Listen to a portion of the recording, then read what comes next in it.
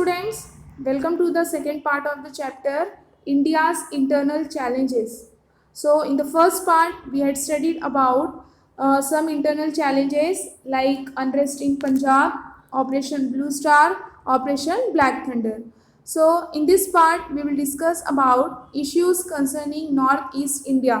जैसे कि मैंने आप सभी को फर्स्ट पार्ट में बताया था कि नॉर्थ ईस्ट इंडिया में मेजर इश्यूज थे, ठीक है। तो उसको हमारे इंडियन गवर्नमेंट ने वो इश्यूज को सॉल्व किया।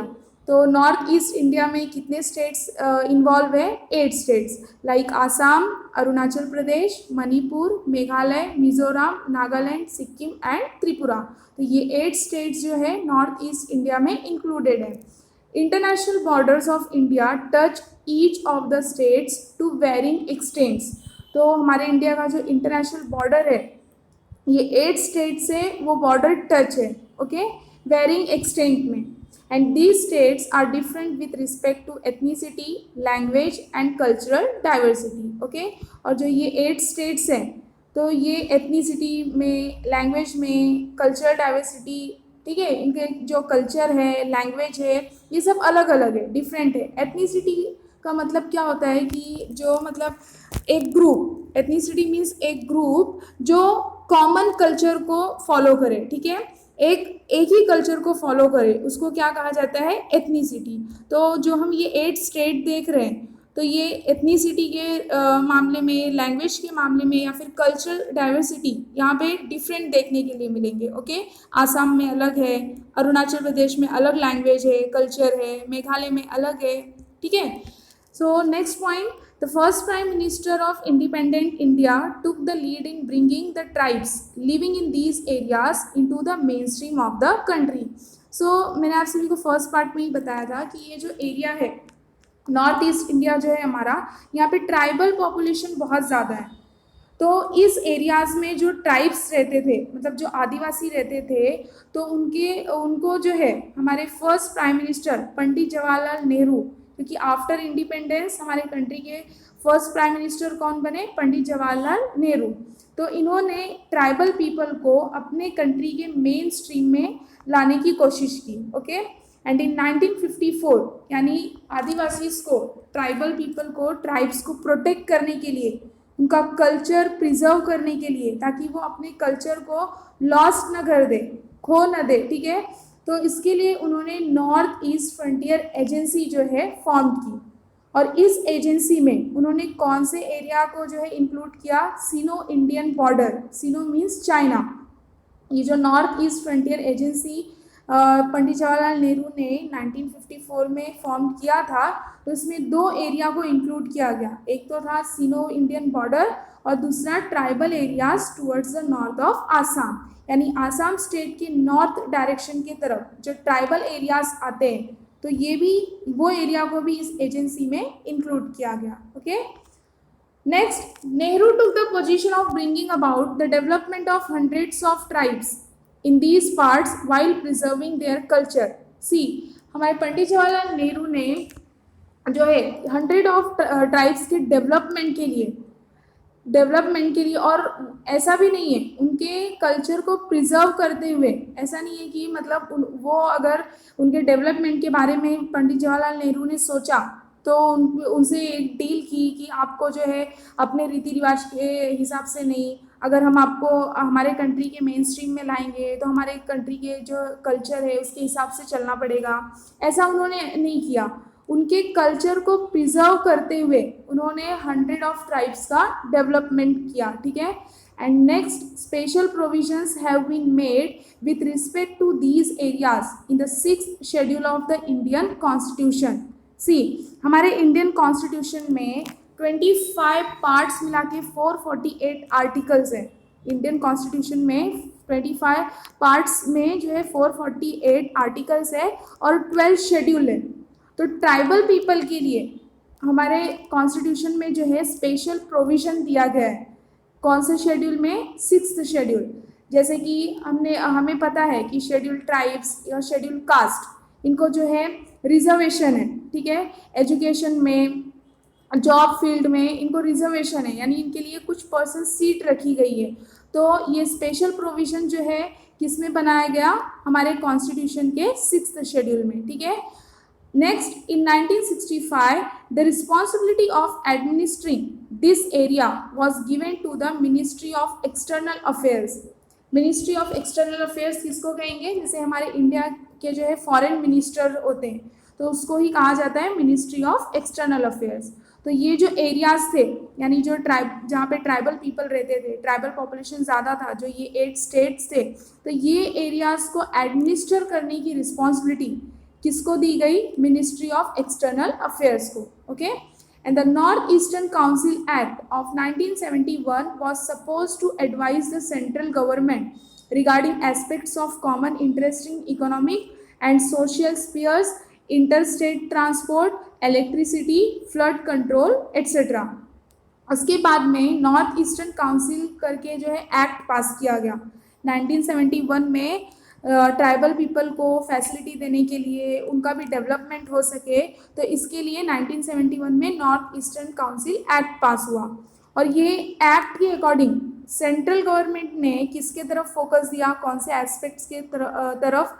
जो ये एरिया में जो पीपल, आदिवासी जो रहते थे, तो उनका इकोनॉमिक डेवलपमेंट भी होना चाहिए, सोशल स्फीयर्स यानी उनकी सोसाइटी में भी चेंजेस आने चाहिए, ठीक है। इंटरस्टेट ट्रांसपोर्ट, उस एरिया में कोई ट्रांसपोर्ट फैसिलिटी नहीं थी, न रोड नेटवर्क, न रेल नेटवर्क, ठीक है, तो वो डेवलपमेंट कराया गया।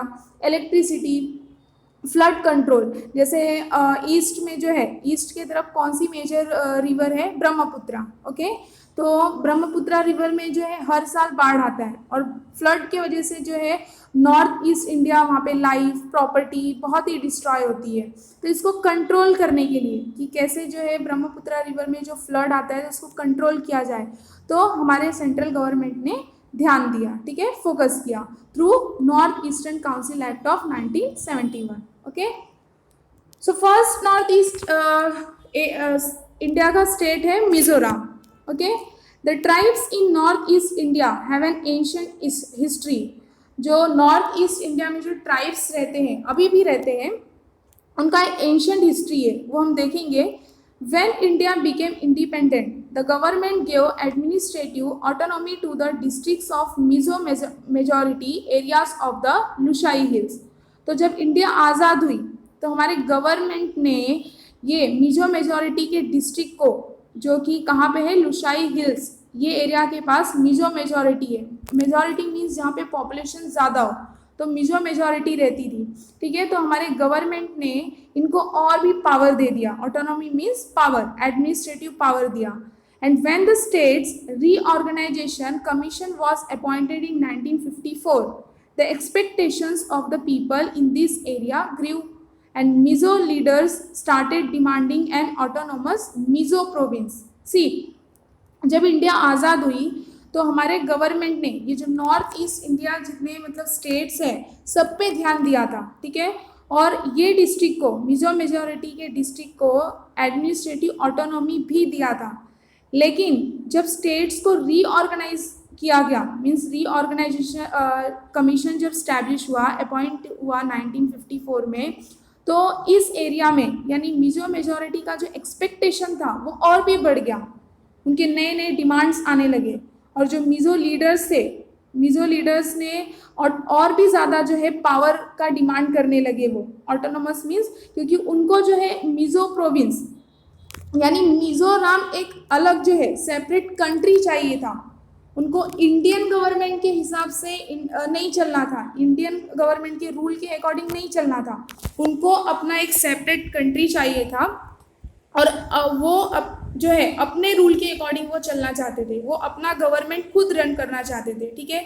और ये स्टेट रीऑर्गेनाइजेशन कमीशन क्यों स्टैब्लिश किया गया कि जब इंडिया आज़ाद हुई, इंडिया को इंडिपेंडेंस मिला, तो कंट्री जो है 3 पार्ट में डिवाइड हुई थी। जैसे कि एक अपना इंडिया, दूसरा जो है पाकिस्तान, और थर्ड जो हमारे कंट्री में जो प्रिंसली स्टेट थे, ठीक है, जैसे बोलते हैं राजघराना, जैसे प्रिंसली स्टेट थे, ठीक है। तो वो जो है उनको ब्रिटिश ने इंडिपेंडेंट रहने के लिए बोल दिया था। तो कुछ जो है प्रिंसली स्टेट जिसको ज्वाइन करना था पाकिस्तान में उन्होंने ज्वाइन किया, जिसको इंडिया में मर्ज होना था इंडिया में मर्ज हुआ, लेकिन कुछ प्रिंसली स्टेट बच गए थे। वो इंडिपेंडेंट ही थे, यानी वो किसी के इंडियन गवर्नमेंट के अकॉर्डिंग वो नहीं चलते थे, अपने ही रूल के अकॉर्डिंग चलते थे, ठीक है। तो ये थोड़ा चैलेंजिंग टास्क था कि इंडिया को किस बेसिस पे जो है डिवाइड किया जाए, ओके। तो इसलिए ये स्टेट रीऑर्गेनाइजेशन कमीशन अपॉइंट किया गया 1954 में। लेकिन जैसे ही ये कमीशन स्टैब्लिश हुआ, अपॉइंट किया गया, मिजो मेजॉरिटी का जो है डिमांड और भी ज़्यादा बढ़ गया। भले ही जो है एडमिनिस्ट्रेटिव ऑटोनॉमी हमारे इंडियन गवर्नमेंट ने उनको दिया था, लेकिन अब उनका डिमांड क्या था कि उनको मिजो प्रोविंस यानी एक सेपरेट कंट्री थी, उनको इंडिया में मर्ज होके नहीं रहना था, ठीक है। And in 1959 the territory of Mizoram experienced severe drop. लेकिन 1959 में मिजोरम टेरिटरी में जो है क्या सीवियर ड्रॉप यानी अकाल पड़ गया, सूखा। And during this famine Mizo leader Laldenga serve the common people a lot. और यहाँ पे ये फेमाइन में यानी जब सूखा पड़ा, अकाल पड़ा, अनाज की भी कमी हो गई, पानी की भी कमी हो गई, ठीक है। तो ऐसे सिचुएशन में जो मिजो लीडर थे लालडिंगा, उन्होंने कॉमन पीपल की बहुत ही हेल्प की। ऐसे सिचुएशन में लालडिंगा ने बहुत ही हेल्प की, okay. And in 1961 Laldenga established an organisation. और 1961 में लालडिंगा ने मिजोरम में एक ऑर्गेनाइजेशन स्टैब्लिश किया, और उस ऑर्गेनाइजेशन का नाम क्या रखा, Mizo national front, okay, MNF, Mizo national front. He asked for greater Mizoram, an independent nation carved out of Tripura, Manipur and Mizo majority areas from the Lushai Hills। और ये जब लालडिंगा ने 1961 में ये ऑर्गेनाइजेशन स्टैब्लिश किया, MNF, मिजो नेशनल फ्रंट, तो उसके through, ये ऑर्गेनाइजेशन के थ्रू लालडिंगा ने हमारे इंडियन गवर्नमेंट से जो है और भी ज़्यादा डिमांड किया, ग्रेटर मिजोरम। उसने क्या डिमांड किया, ग्रेटर मिजोरम। उसका ये कहना था कि ग्रेटर मिजोरम करके उसे एक इंडिपेंडेंट नेशन यानी एक सेपरेट कंट्री चाहिए थी, ठीक है। और उस कंट्री में, मतलब वो नेशन में, उसने क्या डिमांड किया कि लुशाई हिल्स का जो एरिया है, जैसे कि त्रिपुरा, मणिपुर और मिजो मेजॉरिटी, ये तीनों उस ग्रेटर मिजोरम में क्या हो, इंक्लूड हो, ओके। तो ऐसा किसने डिमांड किया, लालडिंगा ने। Next, in March 1966, Mizo National Front announced the emergence of independent Mizoram। और 1966 में मिजो नेशनल फ्रंट ने ये अनाउंस कर दिया कि इंडिपेंडेंट मिजोरम जो है वो बन चुका है, ठीक है। अब वो जो है इंडियन गवर्नमेंट के हिसाब से नहीं चलेंगे, वो अपना खुद का रूल स्टैब्लिश करेंगे और अपने ही रूल से गवर्नमेंट को रन करेंगे, okay. And prime minister Indira Gandhi handled the situation firmly and suppressed the rebellion. लेकिन उस टाइम पे, यानी 1966 में, उस टाइम पे हमारे कंट्री की प्राइम मिनिस्टर कौन थी, इंदिरा गांधी। और जब मिजो नेशनल फ्रंट ने ये अनाउंस किया कि वो इंडिपेंडेंट मिजोरम है, वो इंडियन गवर्नमेंट के अकॉर्डिंग नहीं चलेंगे, वो अपना खुद का रूल स्टैब्लिश करेंगे और अपने ही रूल के अकॉर्डिंग करेंगे, तो ये इन्होंने बगावत की। रिबेलियन मीन्स बगावत। लेकिन हमारे प्राइम मिनिस्टर इंदिरा गांधी ने इस सिचुएशन को जो है अच्छे से हैंडल किया और इनके रिबेलियन को क्या कर दिया, suppressed. And when the situation calm down in 1972, सी, और ये सिचुएशन जो है काम डाउन कब हुआ, 1972 में, the Mizo majority area was given the status of A union territory. और जैसे ही ये सिचुएशन काम डाउन हुआ तो मिजो मेजॉरिटी को एरिया को कौन सा स्टेटस दिया गया, as a union territory.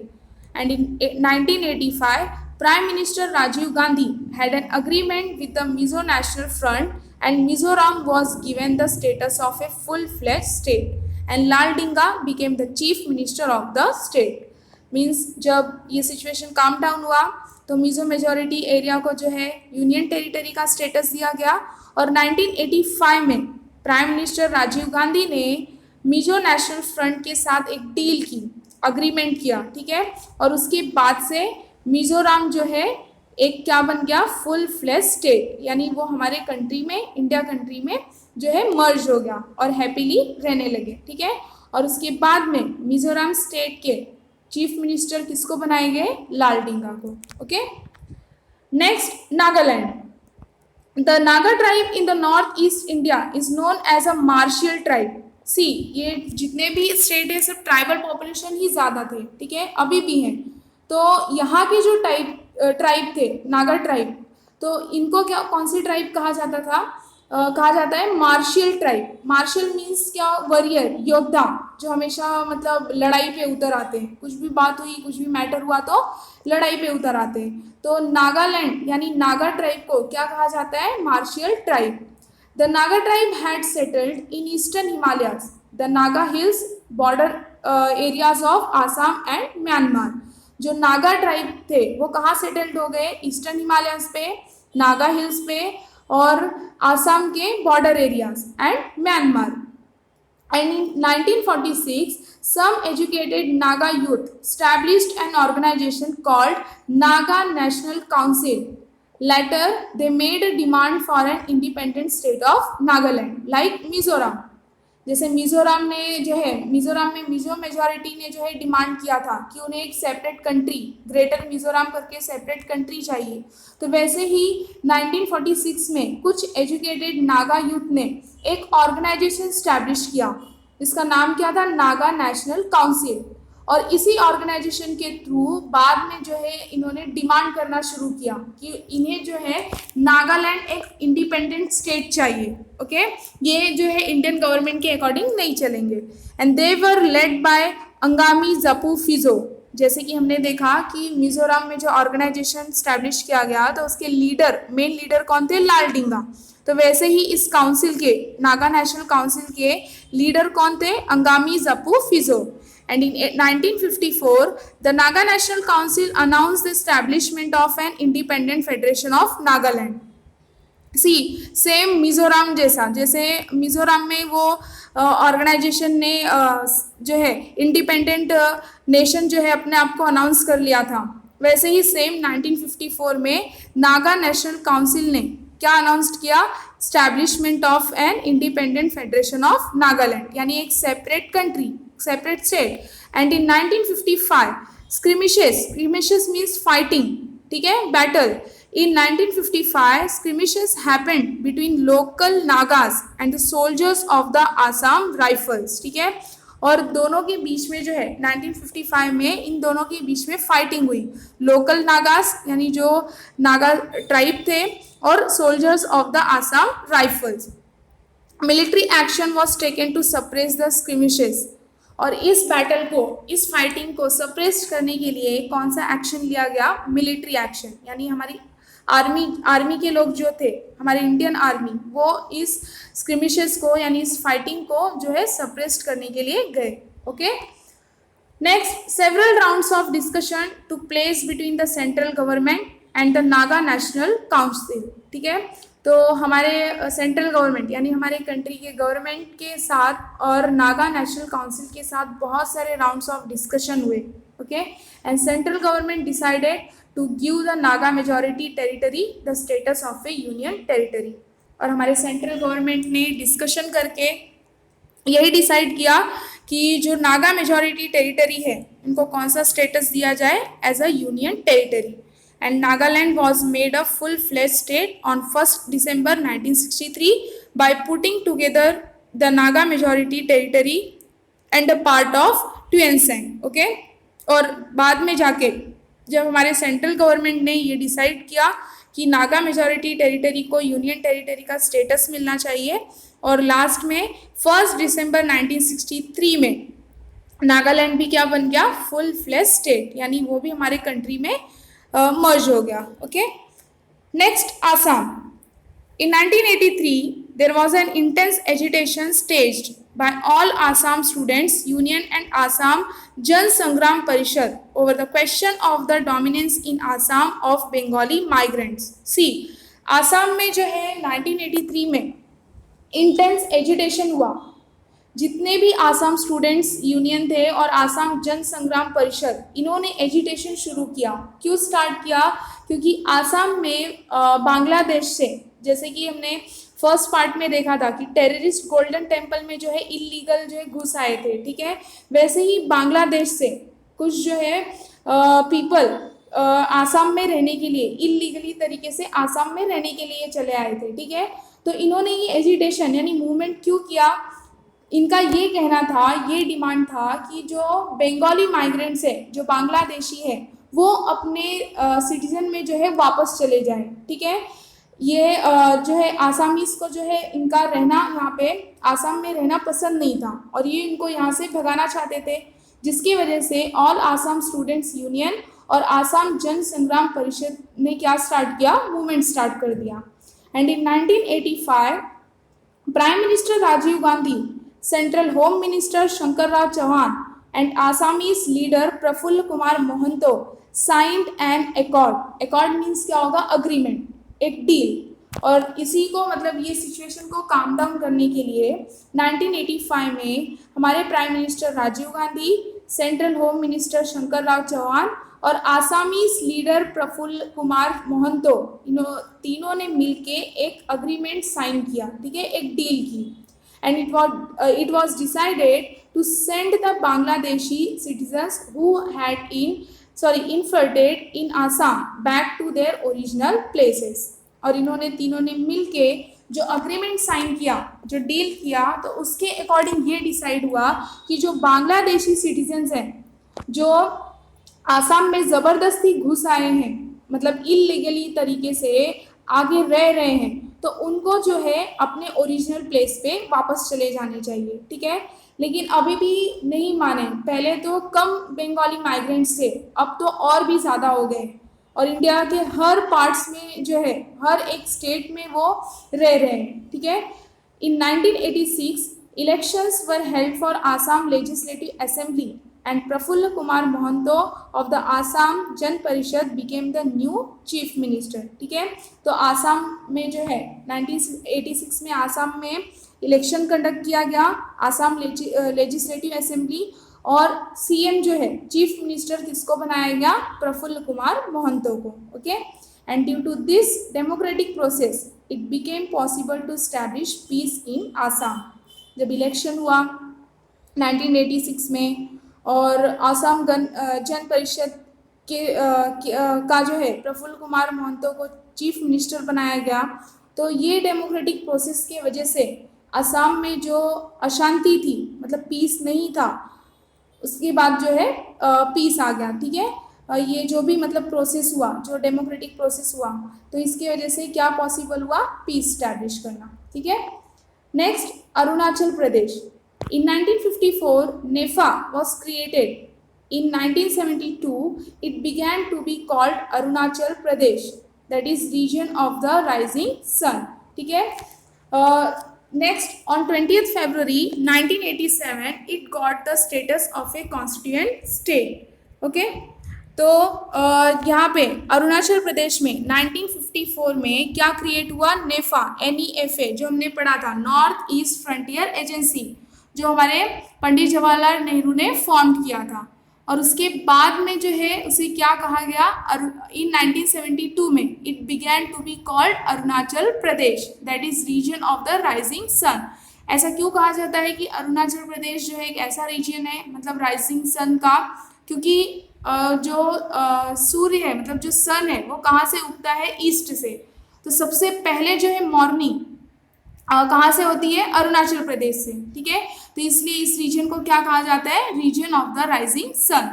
And on 20th February 1987 it got the status of a constituent state, यानी जैसे कि हमने मिजोरम देखा, नागालैंड स्टेट देखा कि कैसे वो इंडिया में मर्ज हो गया हैप्पीली इंडिया गवर्नमेंट के साथ, मतलब इंडियन गवर्नमेंट के अकॉर्डिंग चलने लगा, उनके रूल के अकॉर्डिंग। तो वैसे ही अरुणाचल प्रदेश को भी जो है कॉन्स्टिट्यूएंट स्टेट का स्टेटस मिला, कब, 20th February 1987 में। And during the period from 1960 to 2000 north east India has progress toward a more matured democracy, यानी बहुत ही, मतलब ये जो नॉर्थ ईस्ट इंडिया जितने भी स्टेट है, तो 1960 से लेके 2000 तक ये और भी ज़्यादा इन्होंने किसके तरफ प्रोग्रेस किया, मैच्योर्ड डेमोक्रेसी, यानी ये इंडियन गवर्नमेंट के साथ, इंडिया कंट्री में जो है अच्छे से जो है हैप्पीली मर्ज होके रहने लगे, इंडियन गवर्नमेंट के रूल के अकॉर्डिंग चलने लगे, okay. And this area is on the path of progress through industrialisation, spread of education etcetera. और ये एरिया जो है, ये कौन से मतलब कौन से पाथ में इसने प्रोग्रेस किया, कौन से एरिया में, जैसे कि industrialisation, or spread of education. Okay. So hope you understood this part also. In the next part, we will see what were the another challenges like nationalism, communalism, and regionalism faced by India. Okay. Thank you for watching this video.